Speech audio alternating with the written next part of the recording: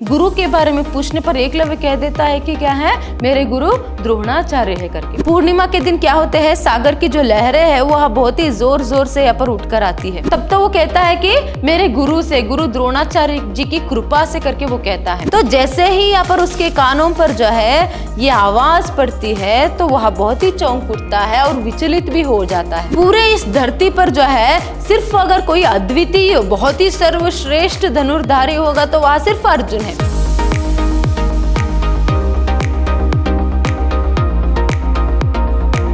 नमस्कार, मैं हूं हर्षिता, हिंदी लेक्चरर, विद्याश्रम कॉलेज मैसूर। आज हम मैसूर यूनिवर्सिटी के 3rd सेमेस्टर बीकॉम की हिंदी पाठ्यक्रम से गुरु दक्षिणा कविता जो है उसको देखेंगे। गुरु दक्षिणा कविता को देखने से पहले हम उसके जो रचनाकार है, उसके जो कवि है, उनका परिचय देखेंगे। देखिए, प्रस्तुत कविता के कवि है डॉक्टर रामकुमार वर्मा जी। रामकुमार वर्मा जी का जन्म जो है सागर मध्य प्रदेश में हुआ। इनकी प्रारंभिक शिक्षा सभी वहीं पर हुआ। फिर प्रयाग विश्वविद्यालय में जो है इन्होंने MA की डिग्री हासिल की। फिर उसके बाद जो है वही हिंदी के विभागाध्यक्ष के रूप में वहां काम करने लगे। फिर जो है यहाँ पर वह नागपुर विश्वविद्यालय से PhD भी उन्होंने हासिल की। डॉक्टर रामकुमार वर्मा जी जो है वह एक नाटककार, एकांकीकार, समालोचक, कवि आदि सभी थे। मतलब वहाँ एक बहुमुखी प्रतिभा थे। इनकी प्रमुख रचनाएं कुछ इस तरह है: वीर हमीर, चित्तौड़ की चिता, अंजलि अभिशाप, निशीथ, चित्रलेखा, जौहर, एकलव्य, इनकी काव्य जो है प्रमुख रचनाएं हैं। चलिए, अभी जो प्रस्तुत आपके पाठ्य पुस्तक में इनकी जो गुरु दक्षिणा कविता जो है दी गई है, अगर इसके बारे में बतानी है, देखिए यहाँ पर एकलव्य के बारे में बताया गया है। आप सभी लोग एकलव्य की कहानी को जानते ही है। एकलव्य जो है वह एक भील पुत्र थे। तो यहाँ पर उन्हें क्या है, यहाँ पर बिल विद्या जो है सीखने की बहुत ही मंशा रहती है। जब वह ये मंशा लेकर, इस शिक्षा को लेकर वह गुरु द्रोणाचार्य के पास जाते हैं, तभी गुरु द्रोणाचार्य जो है वह एक भील पुत्र है, नीचे जाति के है। तो इसीलिए यहाँ पर वह उनको जो है यहाँ पर बिल विद्या जो है नहीं सिखा सकते। इस तरह कहकर जो है वो अपनी मजबूरी जो है वह बताते हैं कि अभी क्या है, तुम एक भील पुत्र हो तो मैं आपको जो है यहाँ पर, तुमको जो है पर बिल विद्या जो है वह नहीं सिखा सकता करके। फिर यहाँ पर एकलव्य जो है वहां से ठीक है करके क्या करता है, उनके जो चरण जो रहते हैं उसके पास के पादक के जो धूली रहती है ना, तो उसकी जो धूली है लेकर वहां चला जाता है। मतलब जहां पर गुरु द्रोणाचार्य जी खड़े रहते हैं तो उनके पैरों तले जो एक मिट्टी रहती है ना, उस मिट्टी को वह लेकर चला जाता है, उनके आशीर्वाद लेकर। देखिए, गुरु द्रोणाचार्य ने तो यहाँ पर मना कर दिया कि अभी वहां सिखा नहीं सकते, मगर एकलव्य यहाँ पर चुप नहीं रहता। वो क्या करता है, जिस मिट्टी को वहां लेकर गया होता है उसी मिट्टी को और थोड़ा सा मिट्टी मिलाकर जो है उसी से गुरु द्रोणाचार्य की एक छोटी सी प्रतिमा, मतलब मूर्ति जो है बनाता है। फिर जंगल में जो है यहाँ पर खुद से जो है यहाँ पर वह उस बिल विद्या को सीखने की कोशिश करता है और हर दिन प्रयास कर करके वहां अच्छे से ही जो है यहाँ पर बिल विद्या जो है सीख लेते हैं। तो बाद में एक दिन क्या होता है, यहाँ पर ऐसे ही जंगल में जाते समय जब अर्जुन को जो है ये बात पता चलती है कि कोई है जो उससे भी अच्छा जो है यहाँ पर क्या है, धनुर्विद्या या फिर बिल विद्या जो है वह उसको पता है करके, तो उसके गुरु के बारे में पूछने पर एकलव्य कह देता है कि क्या है, मेरे गुरु द्रोणाचार्य है करके। तभी अर्जुन को हैरानी होती है और गुस्सा भी आता है, क्योंकि गुरु द्रोणाचार्य ने कहा था कि इस संसार में क्या है यहाँ पर सबसे श्रेष्ठ धनुर्धारी जो है वह अर्जुन ही रहेगा। इस तरह मैं तुम्हें सिखाऊंगा, इस तरह करके यहाँ पर उन्होंने यहाँ पर वादा किया था, प्रतिज्ञा की थी। अभी क्या हुआ, ये तो मुझसे भी अच्छा जो है यहाँ पर इसको धनुर्विद्या जो है, बिल विद्या जो है वह पता है। इस तरह यहाँ पर वो हैरान होता है। बाद में गुरु के पास जाकर गुस्से से भी बात करता है। फिर बाद में जो है गुरु द्रोणाचार्य एकलव्य के पास आते हैं और वो भी चौंक जाते हैं कि वह जो है उनकी मूर्ति बनाकर वहां यहाँ पर हर दिन प्रयास जो है करता रहता है। तो बाद में वह क्या करता है, एकलव्य जो है यहाँ पर गुरु द्रोणाचार्य के पूछने पर आप ही की वजह से, आप ही की कृपा से मैंने ये सभी यहाँ पर सीखा है करके, तो गुरु दक्षिणा के रूप में यहाँ पर गुरु द्रोणाचार्य जो है उसकी अंगूठे को जो है, दाएं हाथ की अंगूठे को जो है मांगते हैं। तो वो अंगूठा निकाल कर यहाँ पर उसे काट कर उसे भी गुरु दक्षिणा के रूप में एकलव्य दे देता है। तो ये जो है असल में इस काव्य की जो है यहाँ पर कहानी है। तो इसी कहानी के आधार पर क्या है एक नई तरीके से एक काव्य की रचना जो है, इस कविता की रचना जो है यहाँ पर राम कुमार वर्मा जी ने किया है। तो चलिए किस तरह यहाँ पर वो इस कहानी को दर्शाते हैं कविता के जरिए करके देखेंगे। देखिए कविता का प्रारंभ जो है कुछ इस तरह होता है। बोले गुरु वत्स एकलव्य तुम धन्य हो, गुरु की प्रतिज्ञा पूर्ति में प्रयत्नवान हो, किंतु तुम देखो आज गुरु की विवशता निज प्रण पूर्ति में जो बना असामर्थ्य है। देखिए यहाँ पर अभी जो है क्या हो गया है, जैसे मैंने बताया था आपको कि बाद में एक दिन जंगल में विहार करते समय जो है अर्जुन को ये बात पता चलती है कि कोई और व्यक्ति भी है जो उससे भी क्या है यहाँ पर अच्छा धनुर्धारी है करके। तभी अर्जुन के पूछने पर गुरु द्रोणाचार्य है इस तरह एकलव्य के बताने पर और भी गुस्सा होता है अर्जुन। फिर गुरु को क्या है वहां बहुत सारी बातें सुनाता है। तो अभी गुरु जो है यहाँ पर लेकर यहाँ पर वहां आया हुआ है। तो यहाँ पर देखिए अर्जुन भी जो है गुरु द्रोणाचार्य के पास आया हुआ है एकलव्य को दिखाने के लिए। तो अभी जो है पहले गुरु बोलते हैं कि अभी वत्स मतलब वत्स का अर्थ यहाँ पर क्या है पुत्र करके। तो हे वत्स एकलव्य तुम सच में धन्य हो। जब ये बात गुरु द्रोणाचार्य को पता चलती है कि बिना सिखाए ही यहाँ पर उनकी मूर्ति बनाकर रखकर वहां इतना अच्छा जो है यहाँ पर सीख रहा है, तो यहाँ पर उन्हें भी आश्चर्य होता है। तो वह किस तरह कहते हैं तुम सच में धन्य हो, गुरु की प्रतिज्ञा पूर्ति में प्रयत्नवान हो। तो अभी क्या है तुम गुरु की प्रतिज्ञा पूर्ति में जो है तुम यहाँ पर धन्यवान हो, क्योंकि तुमने यहाँ पर जैसे कहा वैसे ही तुमने किया। तुमने जैसे कहा जैसे सोचा जैसे चाहा तुम अभी वैसे ही कर रही हो, और उसमें तुमने अभी क्या है यहाँ पर थोड़े से सफल भी हो गए हो। तो इसीलिए देख मगर किंतु तुम देखो गुरु की विवशता, आज तुम्हारे गुरु मतलब मेरी विवशता देखो, अभी निज प्रण पूर्ति में जो बना असमर्थ है, मगर मैं अपनी प्रण पूर्ति में, निज मतलब क्या है यहाँ पर अपने, मगर मैं अपने प्रण पूर्ति में यहाँ पर असमर्थ बन गया हूं। देखिए यहाँ पर क्या प्रण लिया था गुरु द्रोणाचार्य ने कि इस संसार में अगर कोई अच्छा धनुर्धारी होगा, श्रेष्ठ धनुर्धारी होगा, तो वह सिर्फ और सिर्फ अर्जुन है करके। तो इसीलिए यहाँ पर कहते हैं कि मैं तो अपने प्रण पूर्ति में यहाँ पर असमर्थ हो गया। जिस तरह तुमने कहा था कि क्या है अभी आप ही मेरे गुरु है और मैं क्या है यहाँ पर आप ही से सीखूंगा करके, तो उसने वैसे ही किया। उनकी मूर्ति को प्रत्यक्ष रूप में ना सही अप्रत्यक्ष रूप में उनकी मूर्ति को रखकर उनको ही गुरु मानकर वह रोज जो है प्रयास करता था, प्रैक्टिस करता था, और वह अच्छे से अभी धनुर्विद्या जो है उसे सीख भी लिया है।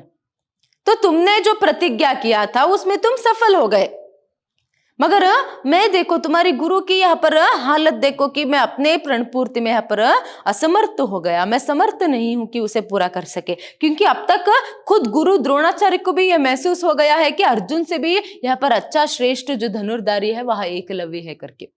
तो इसीलिए मैं अपनी प्रतिज्ञा पूर्ति में मैं हार गया करके वहां अपनी मन के दुख को जो है यहाँ पर वहां प्रकट कर रहे। किसके सामने? एकलव्य के सामने। फिर देखिए मेरी भावनाएं जैसे सिंधु की तरंगे हैं, जो तुम्हारे धनुर्वेद कला पूर्ण इंदु को देख देख छूना चाहती है सदा, किंतु वे अपनी विवशता में गिर गिर जाती है। देखिए वो कहते हैं कि अभी मेरी भावनाएं जो है जैसे सिंधु की तरंगे मतलब सागर की लहरों की तरंगे या फिर सागर की लहरें हैं। जैसे यहाँ पर तुम्हारी प्रण पूर्ति मतलब तुम जैसे यहाँ पर कोशिश कर रहे हो कि तुम अच्छे एक धनुर्धारी बनो, तो ऐसे तुम्हारी ये जो प्रण है, तुमने जो यहाँ पर इच्छा रखी थी वो इंदु की तरह मतलब चंद्रमा की तरह है। इंदु का अर्थ यहाँ पर क्या है? चंद्रमा।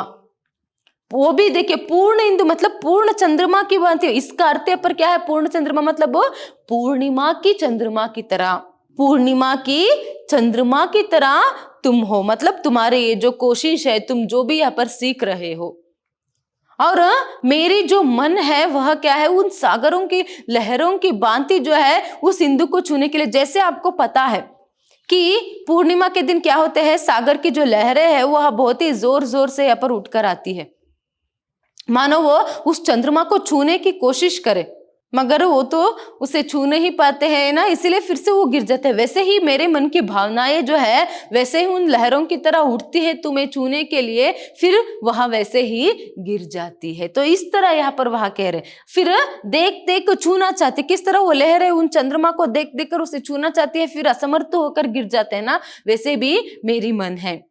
मेरी मन की इच्छाएं, मेरी मन की भावनाएं वैसे ही तुम्हारी इस प्रतिज्ञा पूर्ति को देखते हुए उठती है, मगर फिर से वहां वैसे ही गिर जाती है। मतलब अपनी असमर्थता को जो है एकलव्य के सामने यहाँ पर गुरु द्रोणाचार्य जो है यहाँ पर कह रहे हैं।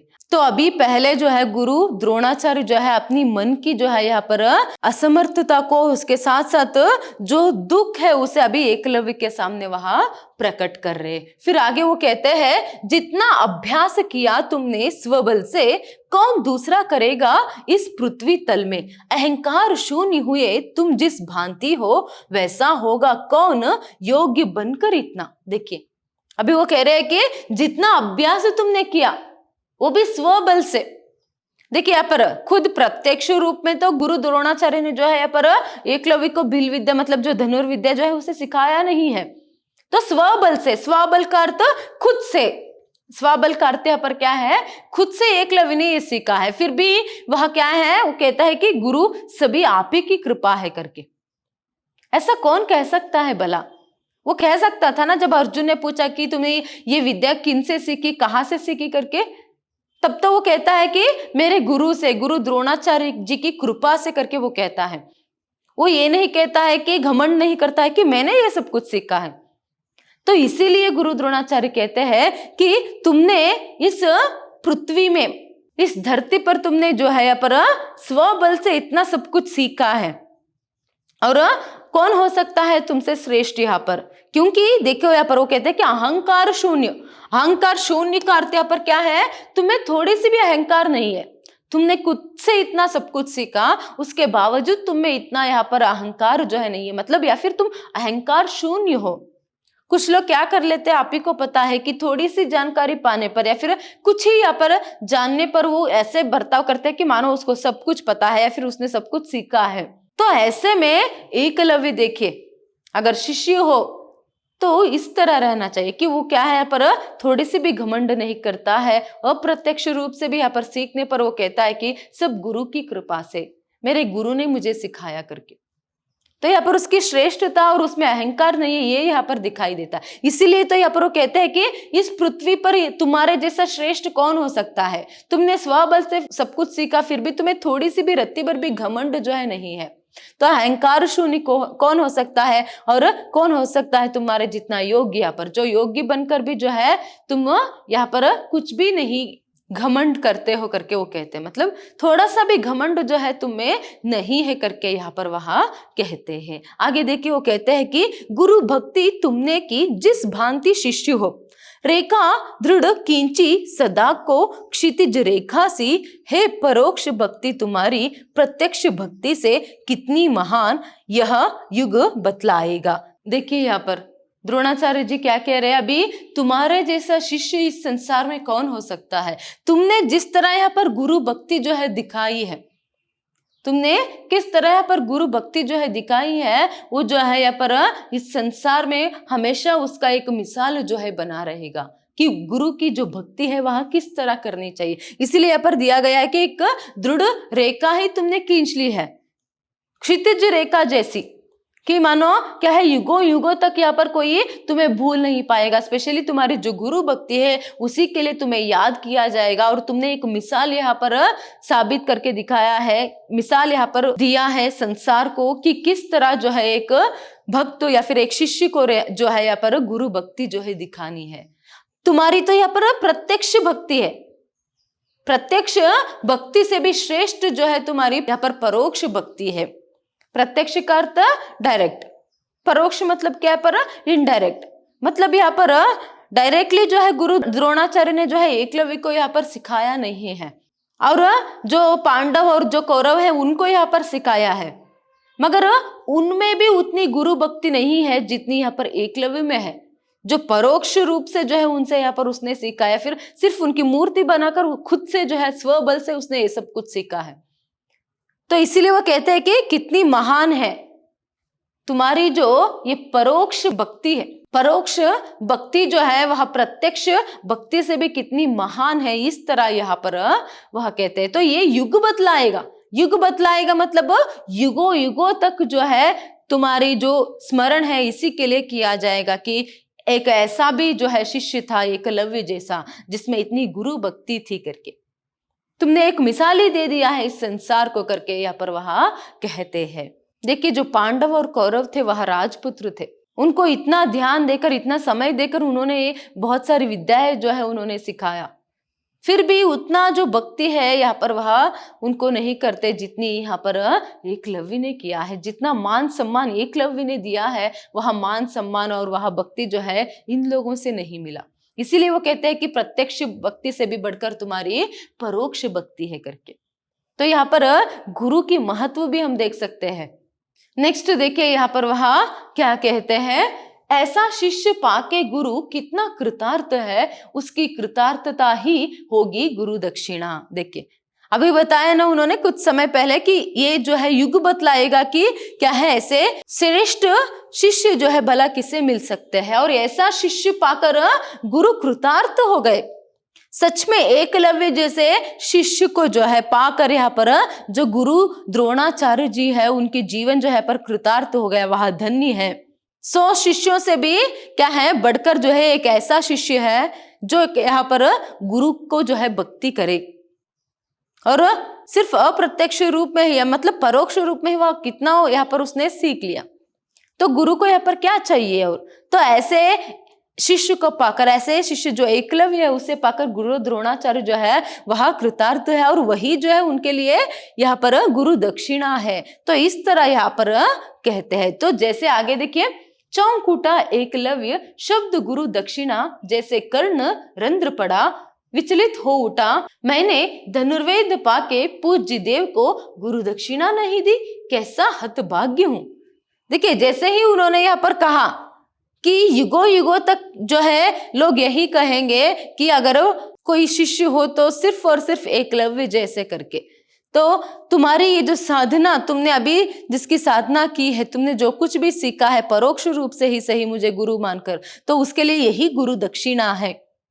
तो इस तरह जैसे गुरु दक्षिणा ये जो शब्द जो है प्रयोग करते हैं, तभी यहाँ पर एकलव्य जो है अचानक से चौंक उठता है। मतलब देखिए, वो क्या सोचता है, चौंक उठा एकलव्य सुनकर, ये जो गुरु दक्षिणा शब्द है उसे सुनकर वहां चौंक उठता है अचानक से। वो सोचता है जैसे कर्णरंध्र पड़ा विचलित हो उठा। जैसे ही कर्णरंध्र में ये शब्द पड़ा, कर्णरंध्र में पड़ा का अर्थ है, पर कर्ण मतलब क्या है, कान। तो जैसे ही यहाँ पर उसके कानों पर जो है ये आवाज पड़ती है, तो वह बहुत ही चौंक उठता है और विचलित भी हो जाता है। विचलित होना मतलब क्या है, पर परेशान होना। फिर वह सोचता है कि मैंने धनुर्वेद पाके, देखिए एकलव्य ने गुरु द्रोणाचार्य से परोक्ष रूप में ही सही उनको गुरु मानकर उसने उनकी मूर्ति को रखकर यहाँ पर सीखा है। तो ऐसे में मैंने धनुर्वेद तो द्रोणाचार्य जी से सीख लिया, और फिर मैंने उनको कोई गुरु दक्षिणा नहीं दी। देखिए, पर वो कहते हैं, सोचता है इस तरह कि मैंने गुरु दक्षिणा नहीं दी, कैसा हतभाग्य हूं मैं, कैसा शिष्य हूं। गुरु से तो मैंने इतना सब कुछ सीखा है, इतनी साधना की है, फिर मैंने गुरु के लिए जो है कुछ भी दक्षिणा नहीं दिया है, मैं कैसा यहाँ पर शिष्य हूं करके वो यहाँ पर मन में ही सोचता है और विचलित हो उठता है। तो जब एकलव्य ये सभी सोच में पड़ जाता है, तभी देखो क्या होता है, पर चिंतित हुए हो कुछ द्रोण बोलते गए। अभी वो सोच में पड़ जाता है कि अरे मैंने तो उन्हें कुछ भी गुरु दक्षिणा नहीं दी है, मैं कैसा शिष्य हूं करके। तभी यहाँ पर गुरु द्रोणाचार्य बोलते जाते हैं कि अरे तुम तो कुछ चिंता में हो। तो ऐसे प्रश्न करते हुए, क्या सोच रहे हो, इस तरह प्रश्न करते हुए फिर से आगे ही वह बोलते जाते हैं कि मैं दुखी हूं आज, देख अपनी अयोग्यता। मतलब मैं अपनी ही अयोग्यता देखकर, द्रोणाचार्य मेरी ही अयोग्यता देखकर मैं यहाँ पर आज दुखी हूं। क्यों, ऐसे शिष्य की महानता में गुरु छोटा है जिसने प्रतिज्ञा की है सोचे समझे बिना। देखिए, ऐसे शिष्य की महानता में तुम महान बन गए। अभी वो कह रहे कि मैं दुखी हूं, मेरी ही असमर्थता को देखकर मेरे हाथ बंध गए हैं। यहाँ पर द्रोणाचार्य सोचते हैं, अरे ये तो बिना सिखाए ही इतना सब कुछ यहाँ पर इसने सीखा है, अगर इसे मैं शिष्य के रूप में स्वीकार करता और मेरा ज्ञान इसे देता तो और कितना यहाँ पर साधना, कितनी साधना जो है वो कर पाता, कितना सब कुछ वह सीख पाता। तो इस तरह से सोचकर वह मन ही मन दुखी हो रहे, मगर वह असमर्थ है कि वो क्या है, ये वर्ण भेद के कारण जो है उसे सिखा नहीं पाते हैं। तो इसीलिए मैं अपनी ही असमर्थता को देखकर मैं बहुत ही जो है यहाँ पर क्या है, बहुत ही दुखी हूँ। और ऐसे में तुम शिष्य होकर तुम महान हो, और यहाँ पर मैं गुरु छोटा है का अर्थ यहाँ पर क्या है, तुम्हारे सामने मैं खुद यहाँ पर छोटा बन गया। तुम महान हो गए और तुम्हें अपने शिष्य ना मानकर, तुमको अपने शिष्य के रूप में ना स्वीकार करके यहाँ पर मैंने ही क्या है गलती कर दी, मैं ही छोटा हो गया। और जिसने प्रतिज्ञा की है सोचे समझे बिना, मैंने कैसी प्रतिज्ञा कर ली बिना सोचे समझे। देखिए एक बार यहाँ पर उन्होंने प्रतिज्ञा कर लिया था कि इस संसार में अर्जुन से जो है बढ़कर यहाँ पर कोई भी यहाँ पर सर्वश्रेष्ठ धनुर्धारी जो है वहां नहीं रहेगा करके। तो ये जो मैंने प्रतिज्ञा जो है की है वो गलत है। तो बिना सोचे समझे मैंने कैसे ऐसी प्रतिज्ञा कर ली। अगर मैं उस दिन ऐसा प्रतिज्ञा ना करता तो क्या है, अच्छा होता। तो मैं तुम्हारे सामने छोटा हो गया, मैं ही आगे के बारे में सोच नहीं सका, और मैंने सोच लिया कि अर्जुन से भी कोई अच्छा यहाँ पर हो सकता है क्या। तो ये सोच है मेरी मैंने जो है यहाँ पर गलती कर दी करके। तो इस तरह अपनी गलती को भी मानते हैं और वह दुखी भी होते हैं। फिर देखिए, जानता नहीं था एकलव्य जैसा शिष्य भी हो सकेगा मेरा, मैंने की प्रतिज्ञा भूल से, पार्थ एकमात्र शिष्य अद्वितीय पृथ्वी में होगा, मेरा धनुर्वेद व्रत तभी पूर्ण हो। देखिए पर अभी जो पहले बताया कि मैंने जो यहाँ पर प्रण लिया था वो लेकर मैंने गलती कर दी, तुम्हारे सामने मैं ही छोटा हो गया। तो इस तरह से भी वो कहते हैं कि अभी जानता नहीं था एकलव्य जैसा शिष्य भी मिलेगा, मतलब मैंने उस समय सोचा नहीं कि तुम्हारे जैसा शिष्य भी हो सकता है। तो इसलिए कहते हैं कि एकलव्य जैसा शिष्य भी मिलेगा करके। तो बिना सोचे समझे मैंने ये प्रतिज्ञा की। क्या प्रतिज्ञा की करके अभी वो बताते हैं। पार्थ एकमात्र शिष्य, पार्थ का अर्थ यहाँ पर क्या है, अर्जुन। पार्थ मतलब कौन है यहाँ पर, अर्जुन। अर्जुन एकमात्र शिष्य होगा अद्वितीय इस पृथ्वी में, पूरी इस धरती पर। पृथ्वी मतलब क्या है, धरती। पूरे इस धरती पर जो है सिर्फ अगर कोई अद्वितीय बहुत ही सर्वश्रेष्ठ धनुर्धारी होगा तो वह सिर्फ अर्जुन है। मेरा धनुर्वेद व्रत तभी पूर्ण हो, जब ऐसा होगा ना तभी मेरा धनुर्वेद व्रत जो है पूर्ण होगा। तो इस तरह मैंने प्रण लिया था, ये प्रण लेकर मैंने गलती कर दी। यहाँ पर मैं अपनी ही प्रण को पूर्ण नहीं कर पा रहा हूं, इस तरह से भी यहाँ पर कहते जाते हैं। तो इसीलिए मैं असमर्थ हूं, एक तो वर्ण व्यवस्था के कारण, फिर उसके साथ साथ अपने ही प्रण के कारण मैं असमर्थ हो गया। अभी तुम्हारे सामने मैं खुद छोटा हो गया। तो इस तरह यहाँ पर मैंने कैसे गलती कर दी करके यहाँ पर वहां अफसोस जो है जता रहे हैं, अपनी मन की दुख को जो है यहाँ पर प्रकट कर रहे हैं। तो इस तरह जो है यहाँ पर गुरु द्रोणाचार्य जी जो है अपनी मन की दुख को, असमर्थता को जो है यहाँ पर एकलव्य के सामने यहाँ पर बता रहे हैं। तो अभी आगे क्या होगा ये जो है हम नेक्स्ट सेशन में देखेंगे। धन्यवाद।